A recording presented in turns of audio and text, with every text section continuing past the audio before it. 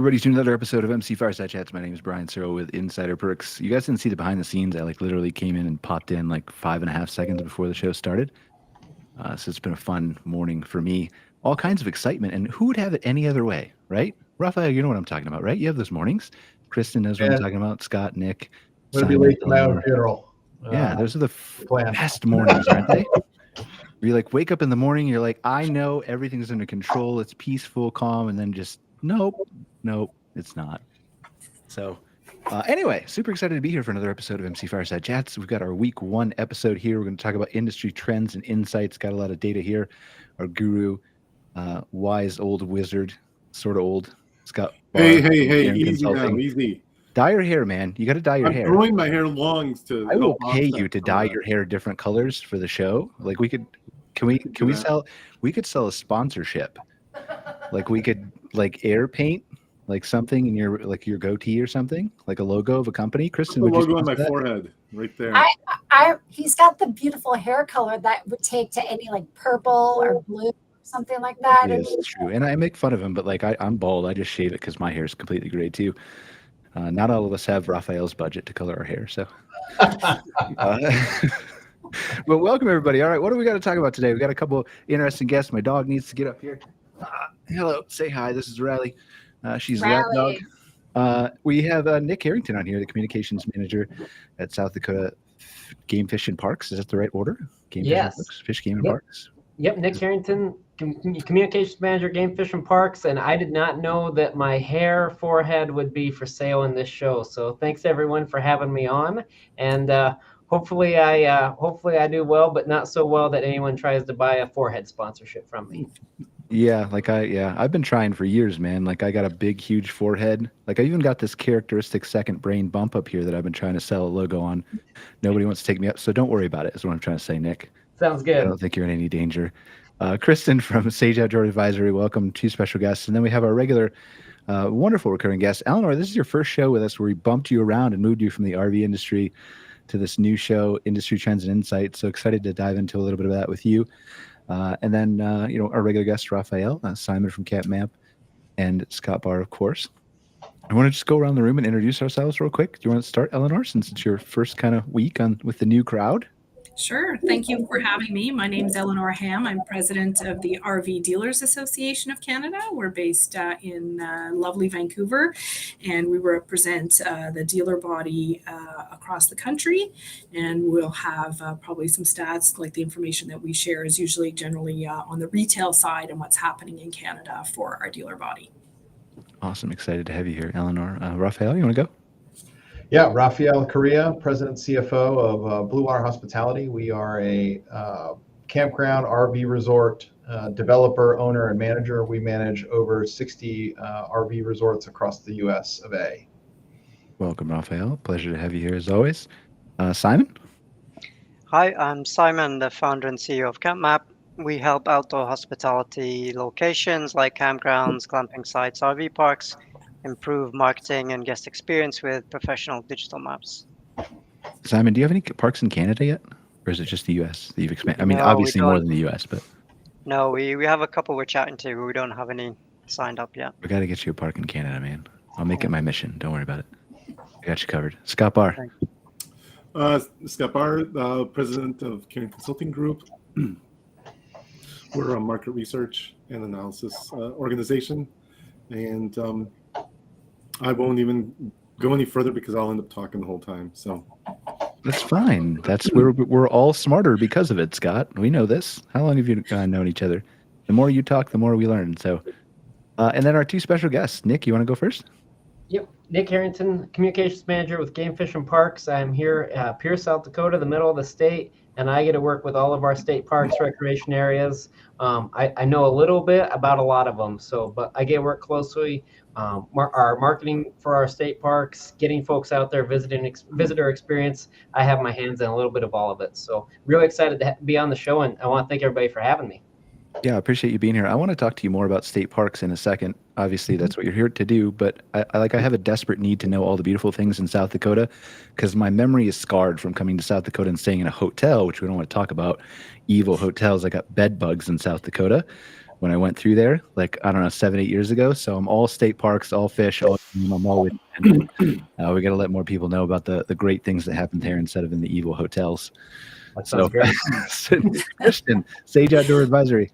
Hey, hello. Yes, Vice President at Sage Outdoor Advisory. We do all things feasibility study and appraisals for anything outdoor hospitality related, from RV resorts to glamping to the new term landscape hotels and marinas. In the past 3 years, we've done over 300 feasibility studies and appraisals across the country and in Canada. So, yeah. Awesome. Well, welcome, Kristin. Excited to have you here and dive into a little bit more about what Sage does and the things you guys have going on. As we do normally in the beginning of the show, kind of we toss it to our recurring guests and say, is there anything that's come across your desk in the last month since we've been together? I know, Eleanor, it's your first show, but similar thing to we would do with RVDA, right, on the RV show. Is there anything you guys think we should be talking about?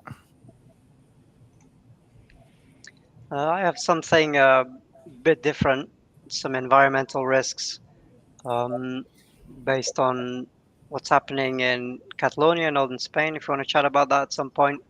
It's, Yeah, give us some clarity. What's going on? Well, it was from an article in March this year.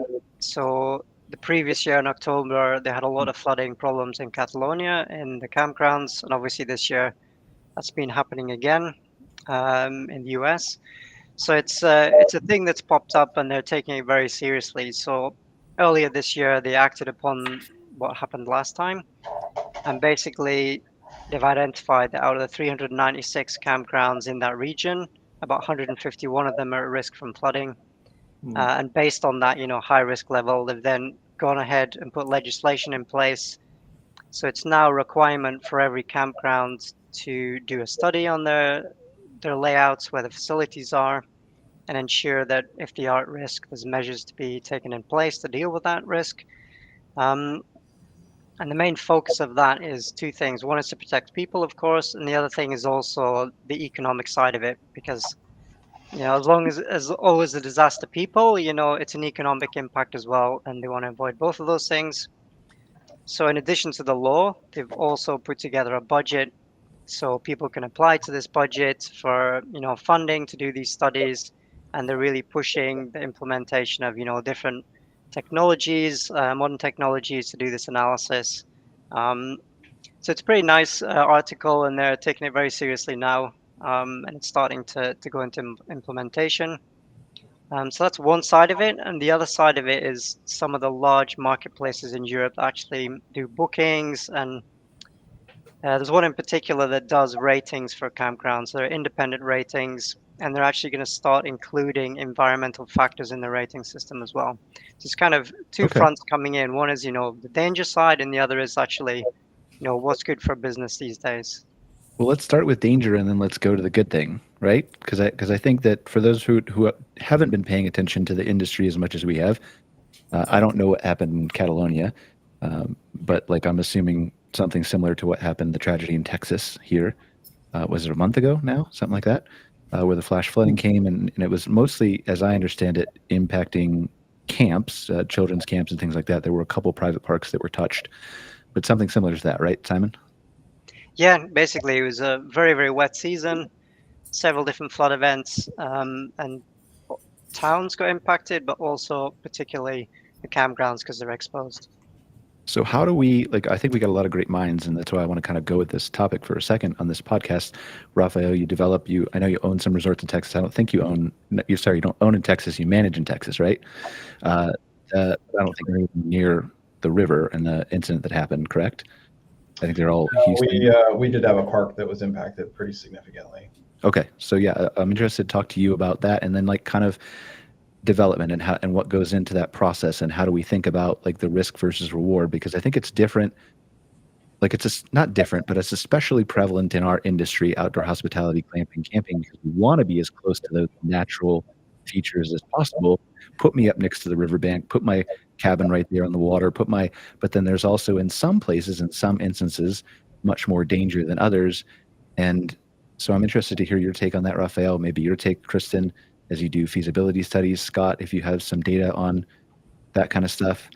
So why don't we just start there? Who wants to kick it off? Yeah, I mean, Texas is it's been a double-edged sword for a lot of folks.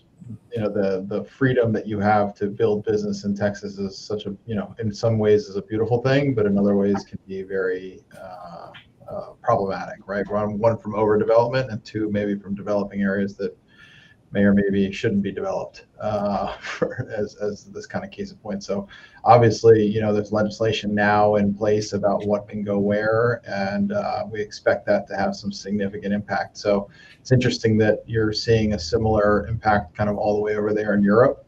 But I expect that tragedies like that force us to evolve, and it's going to force the industry to evolve even further, and zoning and jurisdictions. And this is why those things exist, right? That's part of a modern civilized society that's tried to protect the people that enjoy that space. And so there's no doubt that this is just the beginning. We're going to see that impact. But to your earlier point, Brian, you're absolutely right. People, we're called Blue Water as a company because waterfront is kind of in our DNA. It's like 90% of our assets are on the water, and it's not because that's our preference. It's what our clients' preferences are. It's what they want to be close to, right? And so, for those reasons, it's always going to be a double-edged sword. We got to do our best to keep people safe and in those scenarios, and we have a responsibility in that as owners and operators. The government has a responsibility in that, in zoning and warning systems and all those things. But this is how an industry evolves. What kind of things from your side first, Rafael, go into this as you're either taking over management of a property or consult? You do Blue Water does consulting, right, on new development? Minor amount of consulting. I usually try to send all that to Kristin's direction, and some of the other great folks that are in this space. But we do obviously advise existing clients, on expansions and other things like that. The risk factor is something that we take very seriously. Blue Water, we're located here in Ocean City, Maryland, so we are always kind of on a ticking time clock of when's the next hurricane, right?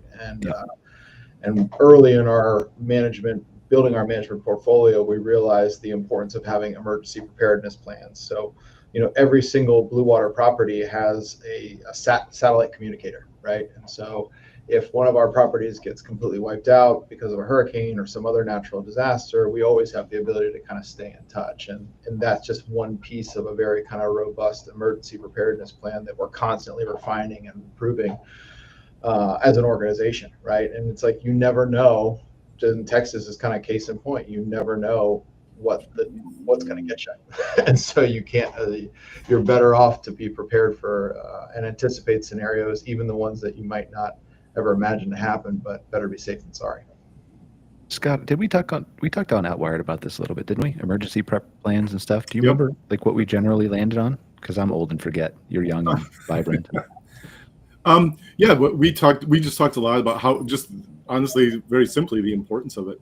And to take into all those considerations, because one of the topics that we did, that's related to is insurance, and having someone that you trust, someone who's good, help, find a good, company to work with, someone that can do the appropriate upfront stuff with all that, because you're going to have a risk manager eventually come in and evaluate that. So that was really the gist of what we were talking about, just from a very practical point of view, to make sure that those parts of the business are buttoned up. I want to get to you in a second, Kristin. I just want to give you time to think of the best answer ever possible, so no pressure.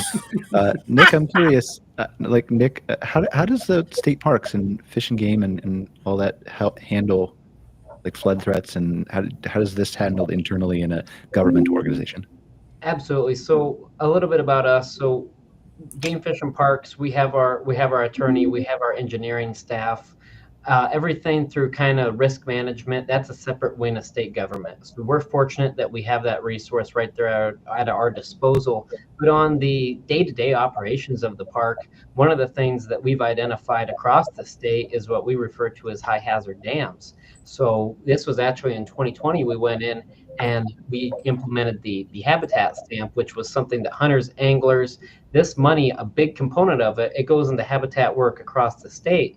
but a lot of it went into some of these major dam projects. And that's something that we're taking very seriously, is those infrastructure, state-owned dams, high hazard dams. That's something our engineers work with the state engineers, and we've made some really nice progress with. And the other thing I'll say on the individual park level is we are fortunate to have some amazing volunteers. Our campground hosts, those are volunteer positions within those parks, and they do a fantastic job, because life on the prairie here, things come and go pretty fast. So I mean, I sit here today, it's 90 degrees, humid. I worry about a storm just popping up on us, because that's just the nature of life here. Having that really good staff member you trust, they can get folks. We don't have a lot at some of our parks, and our comfort stations are our storm shelter, our tornado shelters. And then in the event of a really bad storm taking place, which they generally seem to fall on weekends, it seems, as everybody is in the park. I'm not sure, that just seems to be how the timing of it plays out. But those volunteers and our conservation officers, it's a team effort to make sure all of our folks that are staying in the parks are taken care of. So that's kind of my broad answer. We're fortunate to have the state engineer. We're fortunate to have the Office of Emergency Management. But on that day-to-day, that day-to-day in the moment impact, it really comes down to those awesome volunteers we have.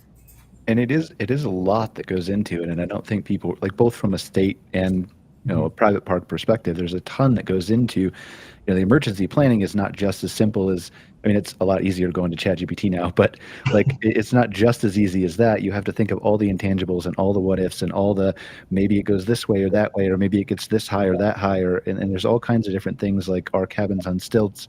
Are they not? How does the land grade? How does it, all things, I'm just guessing off the top of my head. I absolutely know nothing about this, but that seems like a ton of work to go through, but it's very, very critical, right, Rafael? It's absolutely critical, right? And the scale of what happened in Texas and the number of properties that were impacted, and again, this is something that hasn't happened in 100 years, right? And so, but we can't just plan for, and that's kind of what my earlier point was, you have to kind of expect the unexpected and prepare for all the possible scenarios, even how implausible they might be. Well, yeah, that's the danger, is saying now, like, we don't want to get into this lull of saying, well, okay, it's not going to happen for another 100 years. Just because it averages every 100 years, it could happen twice in 3 weeks for all we know, right? Mm-hmm. It almost did down there. Yeah, they did get a bunch of rain after it. I saw that. So, all right, Kristin, are you ready? Well, I'm ready to give you the best answer ever. So yeah, there's a few ways I can go off of kind of what Rafa shared and what Scott shared too, and kind of, how we go about looking at that. But, zoning, especially in Texas, we've done so much stuff in Texas. In particular, I just wrapped up something. And first, there's just so much new development out there, and it's just allowed. And, there's not a lot of checks and balances, I would say, in that state. So you definitely have to take that into consideration. And then, one thing that we do when we look at feasibility is we're looking at wetlands maps, FEMA flood maps, and now we've recently started to look at the FEMA fire maps as to the possibility of damage and the cost behind it and how risky an area is too, which then in turn plays into how much is insurance going to cost, and are you going to have to be paying a premium or not? And so then we have to put that into our analysis and also list that as, hey, when we do, kind of our SWOT analysis, this is a threat, or this is something you have to take very seriously and get some insurance quotes before you can move forward. Same with stuff on the water. I am just working on a feasibility study sort of on the Gulf of Mississippi, and hurricane area, right? We have to think about that. So maybe on the stuff closest to the water, it's maybe only some RV sites, or we're looking at maybe just doing some airstreams that can get pulled out of there versus even, say, park model cabins. And then we're talking about what we call tree houses, but then places on stilts, right? So that if the flood comes through, when it comes through, because it will at some point, you know what I mean? Like, those aren't going to be, well, we're hoping they don't get washed away. So, these are all things too, when it comes to like, hey, how feasible really is the project? Because you have to look at nature and your site, and every site is different. Right, and you can never make your park nature proof, right? I mean, I remember That's years called a ago. parking lot. Well, yeah, that's true. But then you maybe have underground utilities in a parking lot, so I don't know. Maybe it's still not proof. But like I remember years ago going to the Cape Hatteras KOA, like 2013, 14, something like that. I can't remember the exact year. Corporate-owned property. I remember going there, and like they had just recovered from, I think, some major flooding, and they had just rebuilt, and everything was up on stilts. The cabins were up really high. But then I think a couple years ago they hit again, and most of it got wiped out. They just put in like this brand new, I don't know, multi-million-dollar swimming pool, and I don't think it was total It's destruction. been back for a while, and it's a great property. But Yeah, it's a beautiful property. it's the reason people go there. They go there for that proximity. I mean, it's your oceanfront oasis for that week of the summer, at a price point that's incredibly accessible relative to the other options in the Outer Banks, which are like 16-bedroom houses that rent for tens of thousands of dollars for a week. And so, yeah. It's again where our whole industry, especially the RV side in particular, is based around accessibility. It's based around this concept of community, and they're two things that you can't replicate anywhere else other than a campground. And yeah, you better believe it. They're going to want to be somewhere cool, like on a barrier island off the coast of North Carolina. So when you look at let's start with Scott and Kristin. Question for each of you guys. We'll start with Scott. When you're consulting for people who are interested in either building, developing, renovating, asking questions, things like that, how do you, obviously it depends on so many different intangibles, right? Like Kristin was talking about, what is the likelihood of a fire or a hurricane or things like that. But is there different measurement points where you're like, obviously this should be done before you purchase a piece of land, right? In some form or fashion, before you sink millions of dollars into something, and you're like, oh, I didn't realize it was going to flood, and now I can't build what I want here, and I'm stuck with the land. But is there a certain point where you're like, this is like on a scale of 1 to 10, 6 you maybe could build here, 4 you shouldn't, 1 you should run away as fast as possible? How do you kind of approach that with a client? Essentially, we don't use a 10-point scale. Well, I'm making something up, right? I didn't assume you did, but right.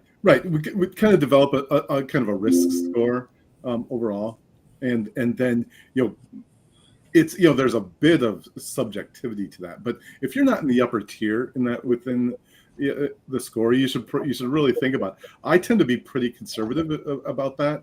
I tend to try to get people to, because sometimes a lot of these things are viewed through rose-colored glasses. The people, they see the property, it's like, well, this is going to work. Yeah. This is going to work. It's in the perfect spot. It's like, we know it's great.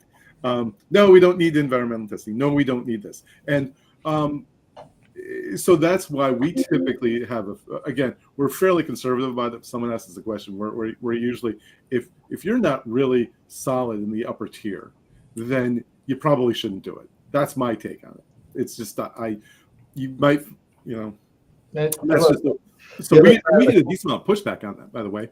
But it's just kind of, I feel like it's our incumbent upon us to do that.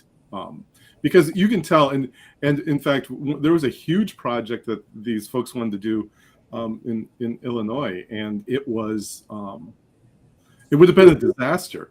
And after we made our recommendation not to do it, about a month later, one of the partners called us back and said, you know what, that was the best call.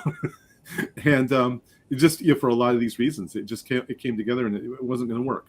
It just wasn't going to work. So anyway, I know that sounds a little subjective, but I think in some cases it is. It's not really subjective because you're basing it on the information you have and your experiences. Yeah, but how you interpret it is suggestive, right? Just like I, as a marketer, can look at Google Analytics and tell you 8 different stories about what's happening. Right.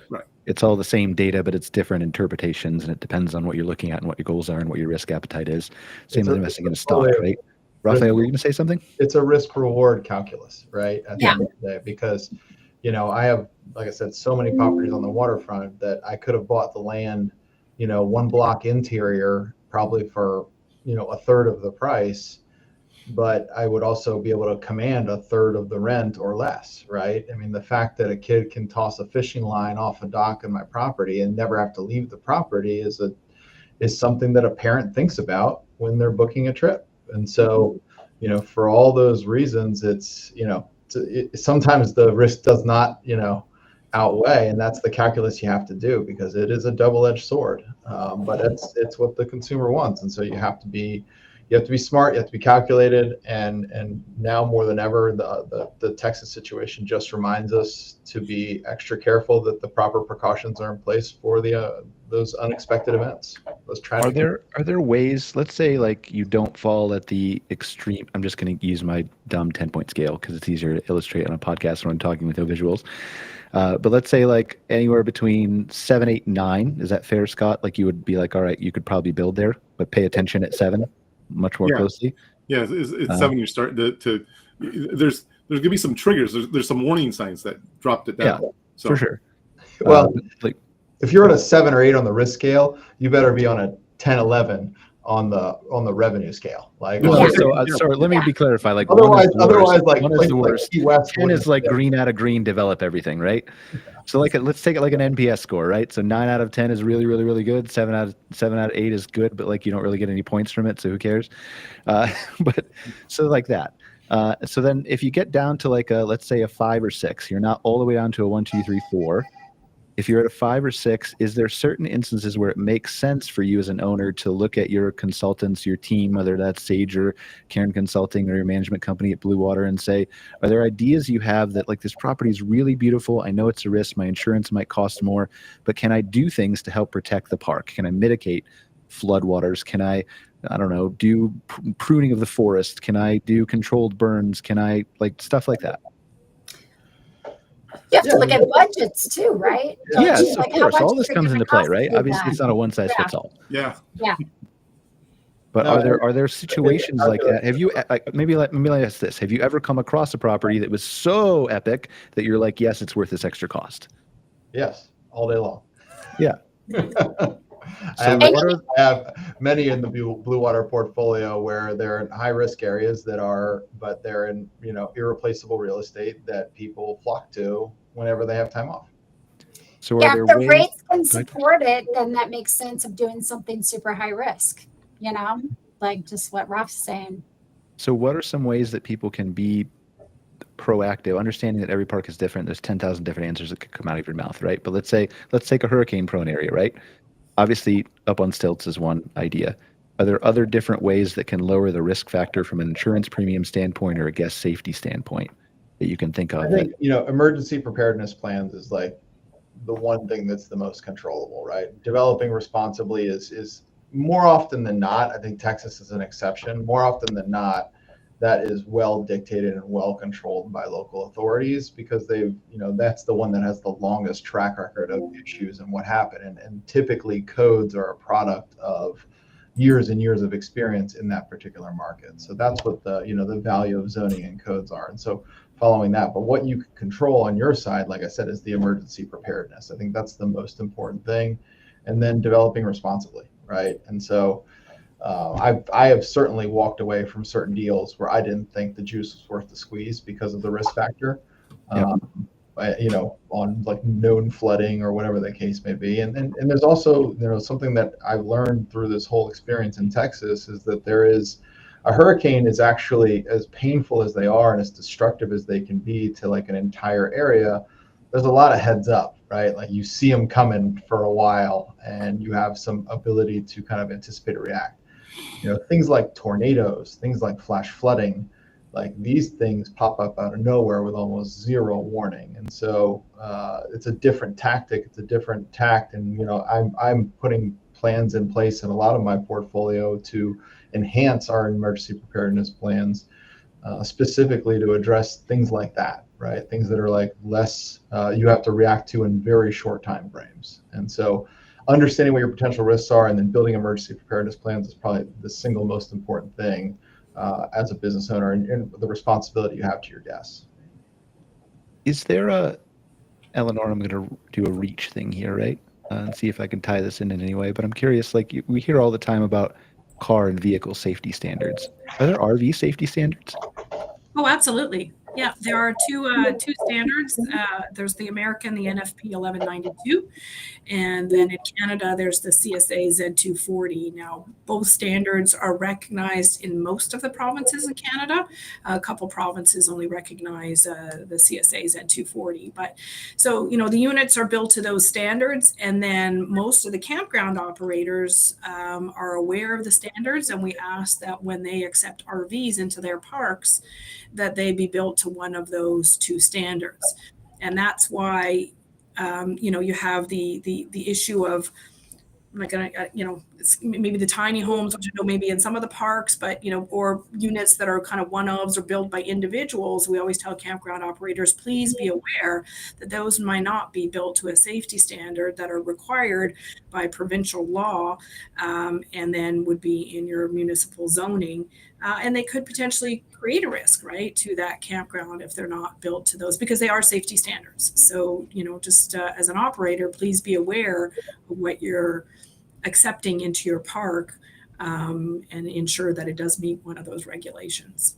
What are some of the what are some of the riskiest things that you think, like, some of the manufacturers have had to, not big ones, right, but like if you're letting someone in that's not up to that code, what are some of the risks that you as an operator, campground operator, are exposing yourself to? Because I think we've talked about floods and natural disasters and fires, but there's also like the fire that started from, look at the Maine, right, Scott? The unfortunate couple in Maine who had their, I don't know whether that was code, or I don't know if that was propane just left on or whatever, but there's dangers in the units themselves too that impact operators, right? Yeah, propane is propane, right? So if it's not serviced or regulated or installed properly, obviously it can cause explosions, damage. There's electrical issues, carbon monoxide.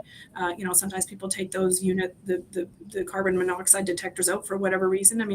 There are all components of the safety standards. We want to make sure that there's, just like you have your preparedness for the campgrounds. The units, have regulations on how many exits they need to have and where those exits are, and just in case there is an issue, right? So, I always recommend, make sure that you've got one of those two standards labeled on the side of the unit to ensure that they meet the codes, right?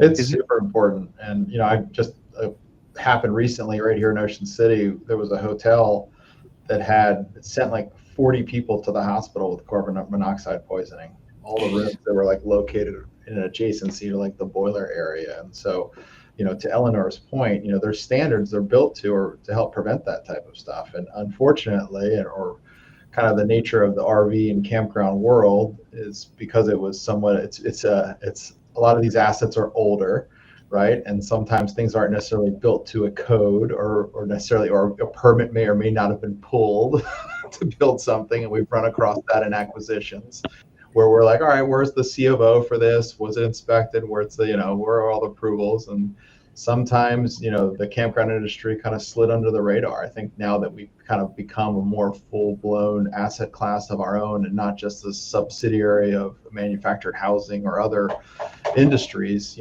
much like the RV industry is subject to these very specific code requirements. I think more and more scrutiny is coming to the RV world, which will increase costs, which will increase the amount of management and oversight that's required, but it needs to be expected. And ultimately, it's the safety of the guest that's staying with you, or the safety of the consumer that's using the RV in the case of the RV. Are there ways that we should be communicating this better to guests? And I'll go to you, Simon, first, because you obviously have a consumer-facing product that probably millions of campers have seen in your maps at various parks all around the world.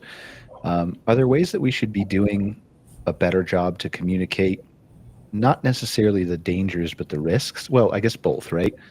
But not going so far as to like make people scared to come, but making them aware.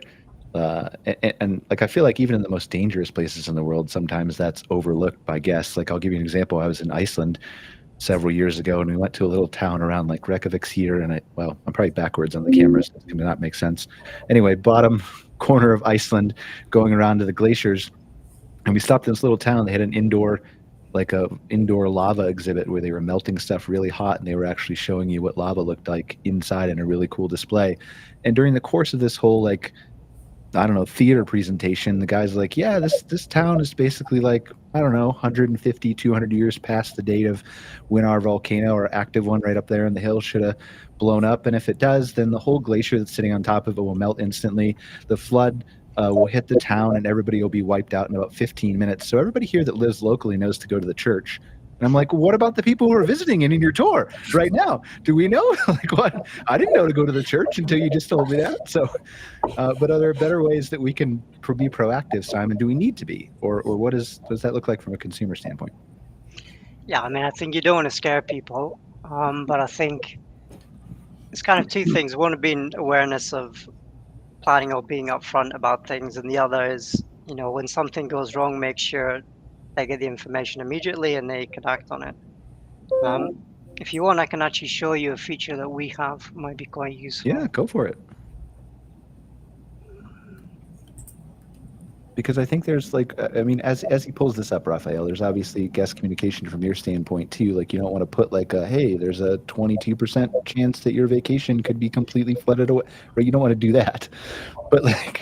But so I started with Simon for the maps that he's going to show us in a second, and I didn't know about this feature, but like that's one tool of guest communication. So are the awareness that you make people in the pre-arrival emails and the signage around your park.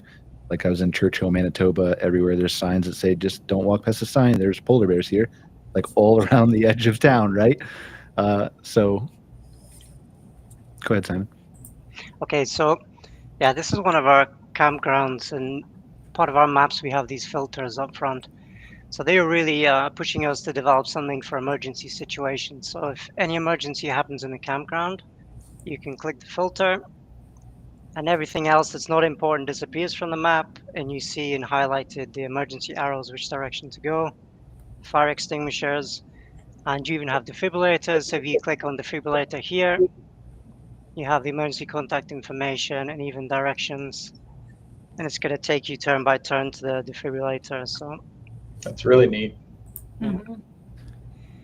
Yeah. So this is one example which came from a customer request we implemented, and of course, all of these kind of views and links can be shared in SMS or email. So if you do have an event happening, that goes to their phone, they click on one link, they have the map popping up saying run this way. Yeah, you and I keep talking, and like we're just going to do a private sidebar here, guys, about business. You and I keep talking about me integrating with your API, but we need our AI to like be able to ask the directions that it gets from your map to the defibrillator too, right? So they have multiple points of contact, whether that's phone or chat or looking at the map or whatever, right? Because you may be only able to do one thing depending on an emergency situation. Yeah. Yeah, so I mean, the idea behind this is every state is shareable and it's identifiable. So whatever you need to react to, you provide that visual cue straight away, and it's relevant. Are there regulations, Rafael, on like where, like for example, he's got a defibrillator on here. Are there regulations on a state, county specific level that you have to have fire extinguishers, like obviously in the cabins, but different places, or defibrillators or medical services or anything like that? Yeah, a lot of times that's dictated by local health department codes. That's really who controls a lot of that for us, and some areas are a little bit more strict than others, and we kind of are always working to the most stringent standard, right? If we have to meet Virginia's standard, which is pretty high and tight, then we'll kind of implement that as our baseline everywhere, and then amend that as needed where needed. Nick, how does this work in South Dakota? Yeah, great question. So same thing. A lot of going back to my original answer, our volunteers, our campground hosts, our conservation officers, they're kind of the point of contact because they're in the park, that number one resource. But to your guys' point too, in terms of preparation, we're fortunate that we did have a grant that we could have AEDs in every single one of our parks. Again, our comfort stations double as our storm shelters. So we're pretty fortunate that we have a pretty good infrastructure within that. And then again, we work very closely with State Engineers, Office of Risk Management, making sure that we do have all these what we would need based on the size of that park. And to even go back to the conversation about communicating with our visitors, that's something that I think is absolutely key. I mean, we enjoy this, right? Because it's the outdoors, it's wild places, wild animals, unpredictable things. You look at Custer State Park, you have the South Dakota guy on it, right? We have to talk about the buffalo. We literally have, visitors that are, feet away from buffalo. I would prefer they're not that close, but we all know on this call that sometimes they do. So doing that bison safety reminder, making sure that when they book, they have that information. We talk about recreating with respect a lot. That's, putting them at the campfire, making sure that everything you do is up to code, making sure you're taking care of your guests as well.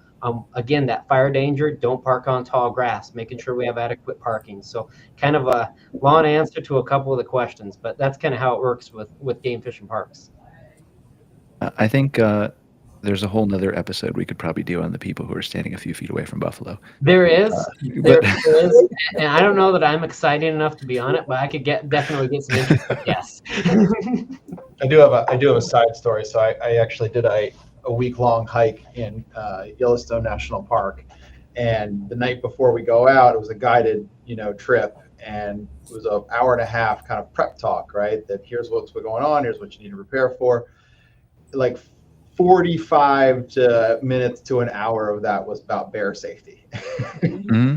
And it was like so explicit. It was basically like, I don't care if you walk out of your tent naked in the middle of the night, you take your bear spray with you. Like that goes with you everywhere. And it was so explicit that he said that sometimes people don't show up the next morning to go on the hike.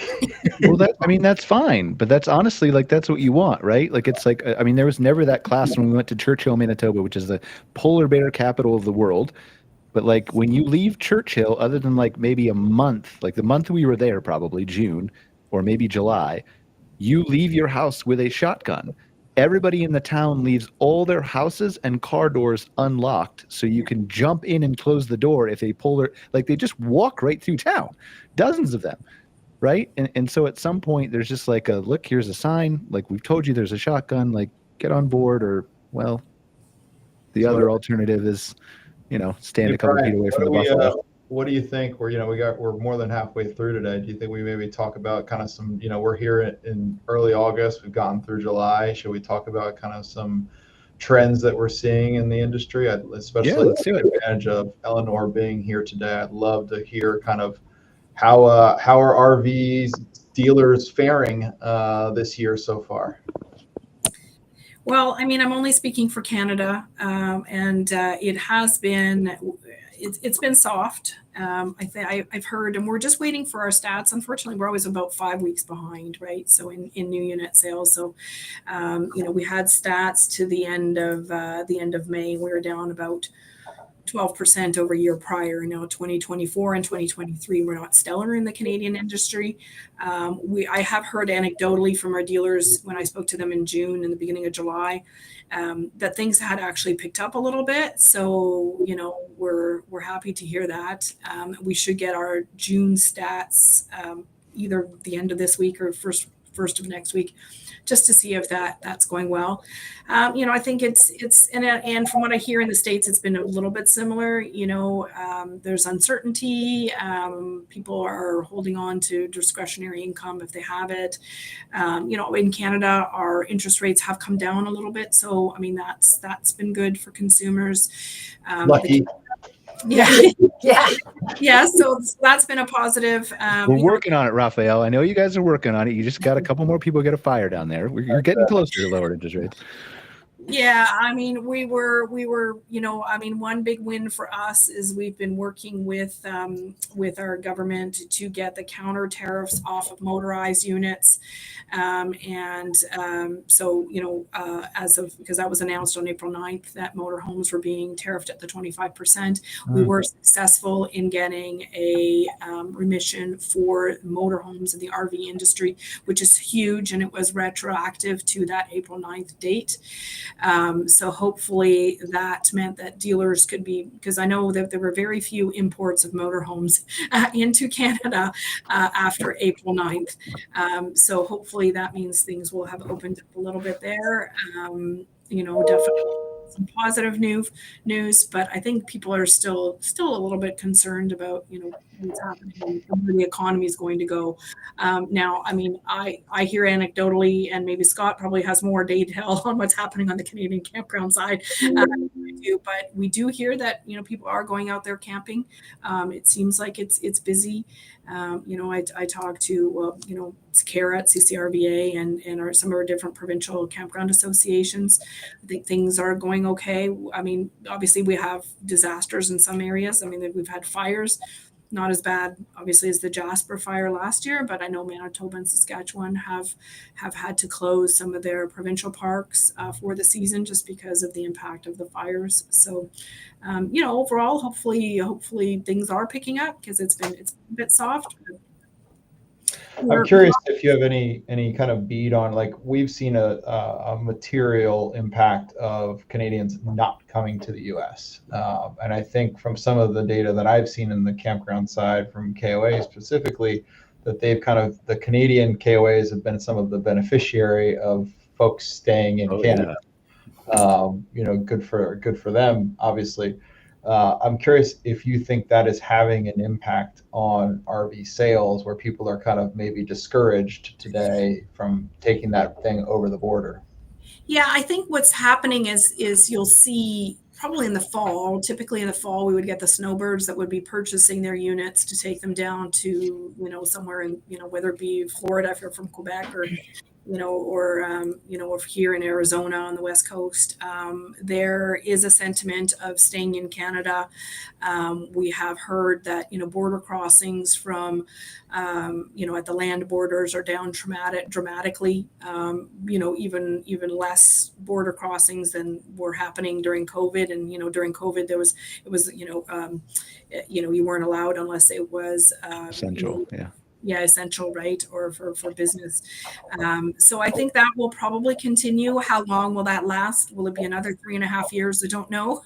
I think people there's definitely a sentiment to stay in Canada. I've talked to the rental companies. So the rental companies that have rentals on both sides of the border, they may be down slightly on the US. In Canada, the rentals are up. We're getting a lot of European travelers that are focusing on Canada at the moment.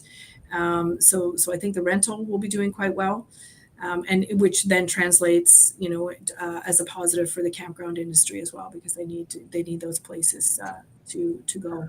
Well, please carry the message on behalf of all of your U.S. campground partners in Canada, Eleonore, with us, right? That's what you're going to say, Rafael? We miss you. We'd love for you to come back. It's not us, it's them. Come on down. Them? Who's them? Now you're going to lump them into this group of it's them. Yeah, it's the lizards. It's the lizards. No, the U.S. is a wonderful, amazing place. Like, I mean, so many people like it does, right? Like, I even am guilty of it sometimes. And I'm from the U.S. of lumping just people, whether it's in the U.S. or Canada or anywhere in the world, into buckets of, you voted for this guy, you didn't vote for this guy. So it's not that way. Like many, like 90% of Americans are probably like open arms to Canadians, right? It just is unfortunate that sometimes it gets buried. Yeah. In this hopefully media. It's a short-lived sentiment from both sides of the border. The other thing I was kind of curious, Eleonore, I'm sorry to put you so much on the spot. Yeah, no. We've seen opportunities because obviously it's a little bit soft on the RV side here. We've actually had some really great opportunities to partner with RV dealers as a campground owner. And so we've been actually setting up these mini showrooms on our campgrounds. And the RV dealers will come down, they'll have somebody there to tour people because obviously we have a qualified buyer population sitting on that property. And so have you seen any kind of more collaboration or innovation on the Canadian side? Any great ideas that maybe we can adopt down here? Well, we're always encouraging that, for our dealers to work with their campground operators and exactly in terms of having that, you've got a captive audience, people wanting to camp, wanting to potentially purchase an RV. They're in your campgrounds. It's a great opportunity for dealers to connect with the local campground operator to do a showcase like that. And same sort of on the other way, if people are purchasing an RV, for the dealer to have information on the local campgrounds. And we continue. It works well in some areas, and some areas a little bit less. I don't know why. Sometimes there's viewed if it's park models. Are we competing. Ultimately, I think there's room for everybody. But if you have any marketing materials that we can use or any language, like we continue to send that message out to our dealers constantly to say this is a great opportunity.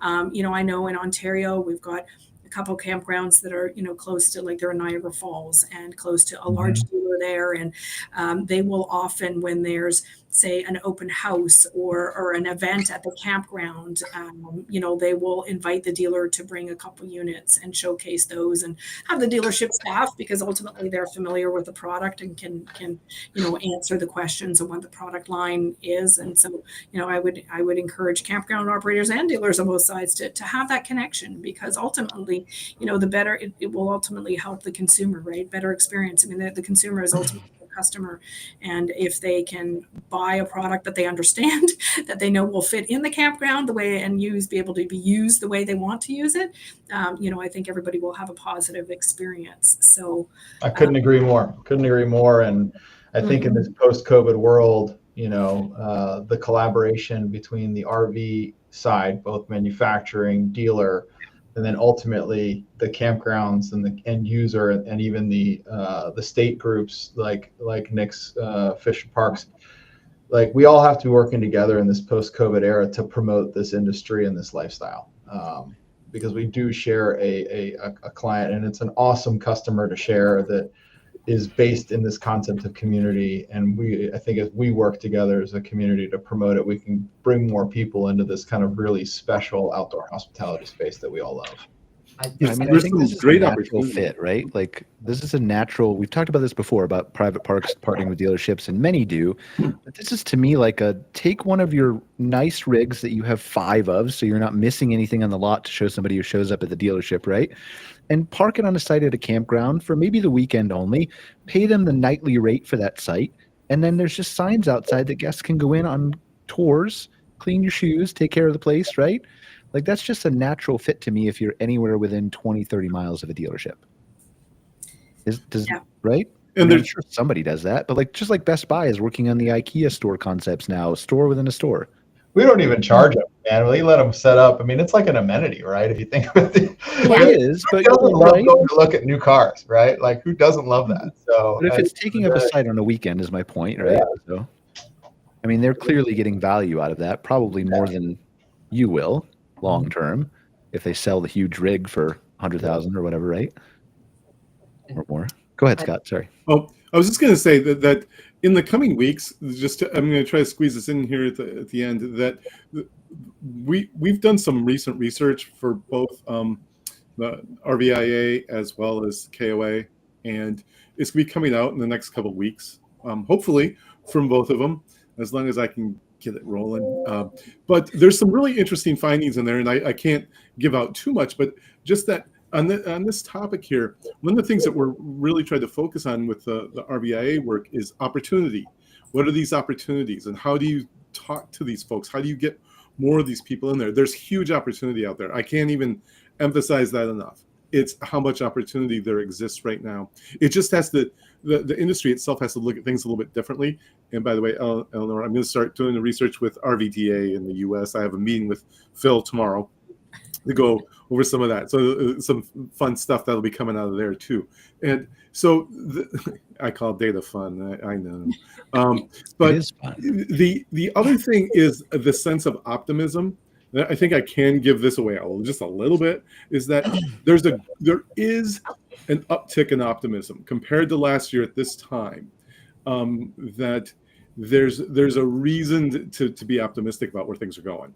I think we're seeing it. Consumer, or sorry, just to clarify, consumer, dealership, campground, all? I think for all of the above. Okay. Is that you're starting to see that change. You're starting to see a little bit of a change. It's not huge. Like, it's going to be incremental. Like all the people, the doors aren't going to open. Everybody's just going to flood in. It's not going to happen. But you're seeing it. You're starting to see some optimism.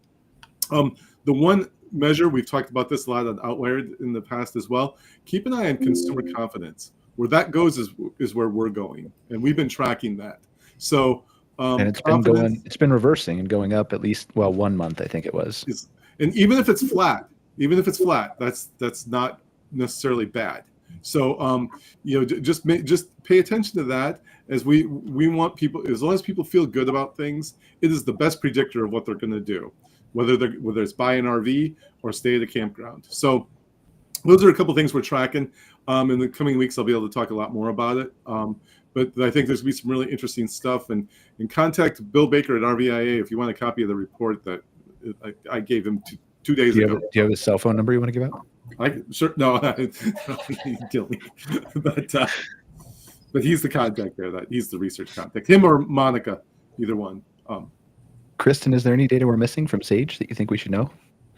Well, we actually are about to be coming out with, we already have a glamping report that we have put out. And also it's very, very affordable. It's just $150 if you want to do the US or if you want to do individual states.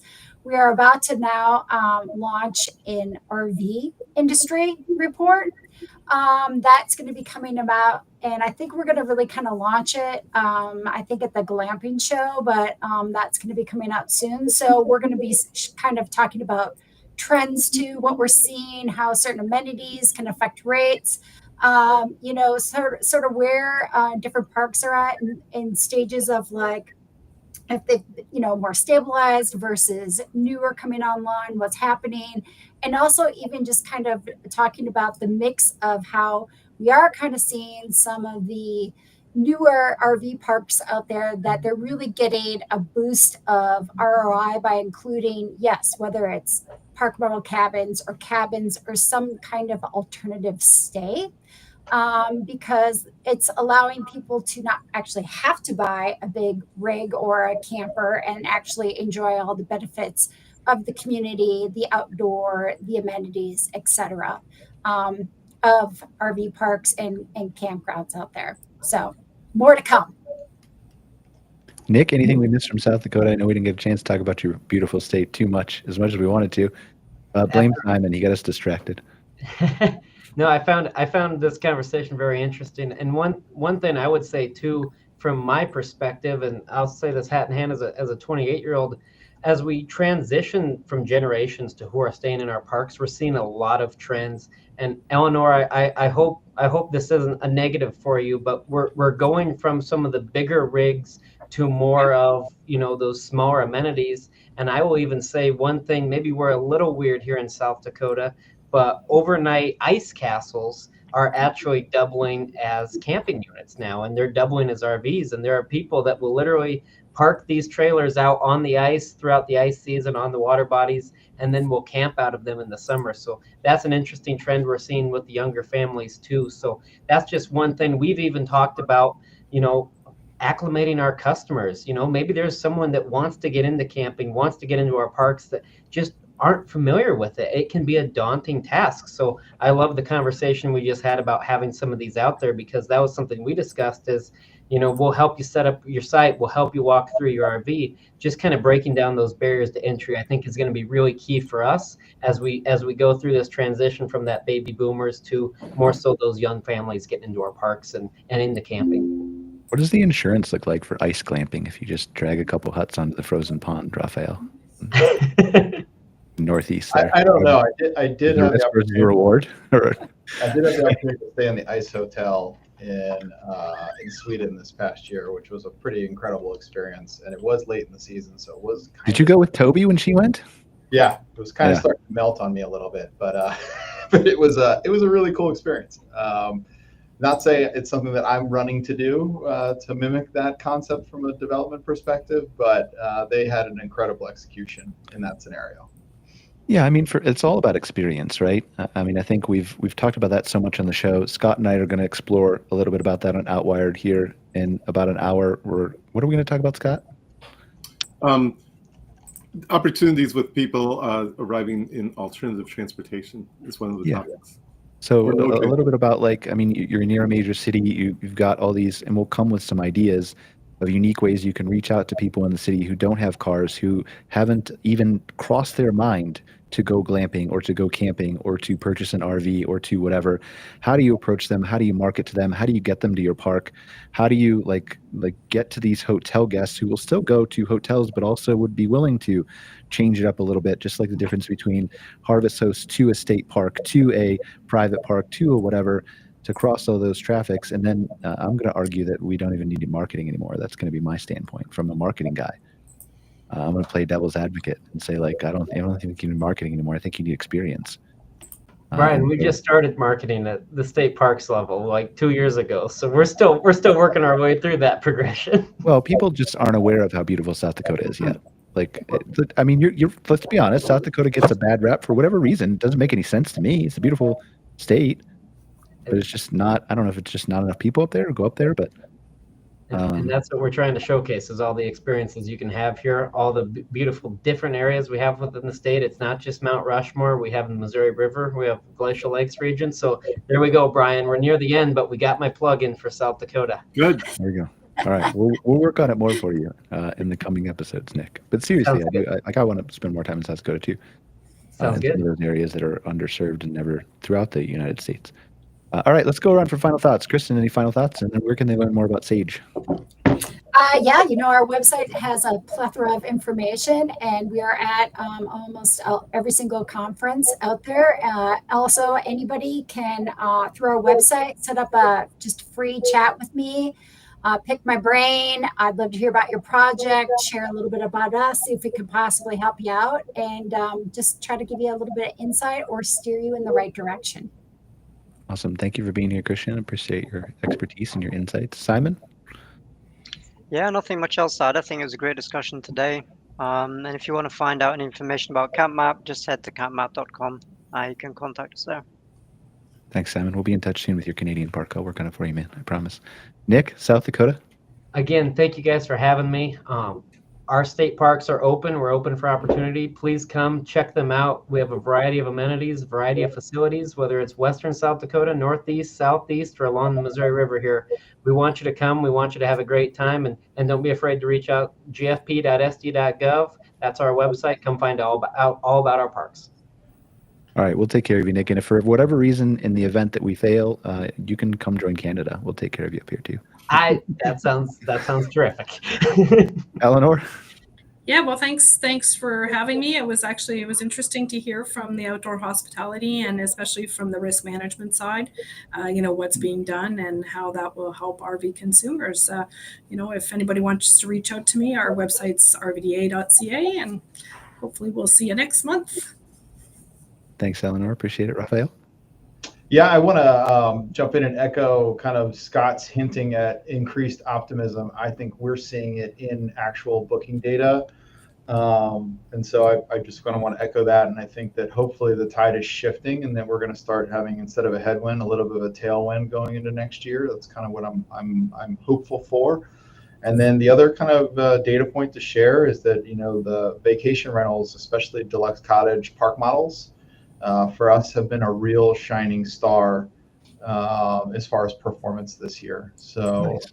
I think that's the people are catching on to this way of traveling that isn't a hotel room. They may not be RVers, but they want to have that campground community experience. And it's such a great gateway that gives you all the comforts of home. And so really excited for that trend as it's developing as well as we're seeing it.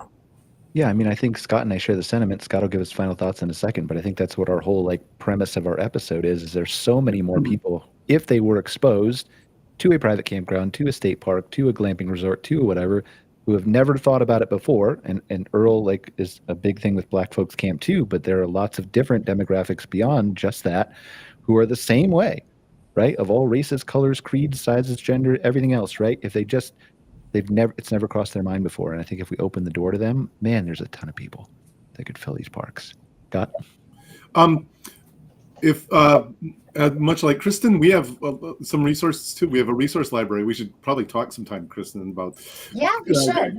because everything on our we try to offer up a lot of publicly available information, and we don't just post our stuff on there. So if you go to our website, caringconsultinggroup.com, there's a resource library that you can tap into. There's a lot of the stuff that I've done with Brian as well on there. So there's a lot of information. Please feel free, and I'll echo what Kristin said too. Please reach out. I like talking to people. I mean, we're kind of research data people. We don't always get a chance to get out much. Pushed in the back room sometimes. You can anyway. But yeah, to echo what Brian just talked about, there's huge opportunity, and that's one of the things that we've talked about a lot is this leisure traveler who wants an experience, or maybe wants an experience they don't know about yet. This is why hotels are getting into glamping. It's because they see glamping and our industry, and what Rafael was talking about too, is that they're providing that's the threat to them. So that's why they're doing this. And the last thing on that transportation thing, just a little teaser for what we're going to talk about, is that 10% of people who don't camp don't do so because they don't have transportation. That's a lot of people. You were supposed to save that exclusive thing for Outwired, man. It's a teaser. Now nobody's going to watch. You're a marketer. Come on, man. That's over. But we're going to talk a little bit more about the 10%. Oh, wait, there's more. Yeah, a little bit more. But wait, more. Yes. All right. Thank you guys for joining us for another episode of MC Fireside Chats. Really appreciate it. If you guys aren't sick and tired of hearing me and Scott, will be on Outwired in about an hour-ish. So talking about all the things that we previously stated.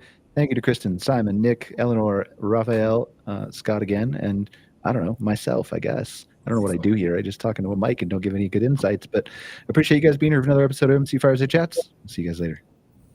Thank Bye. you. Bye-bye. Bye. MC Fireside.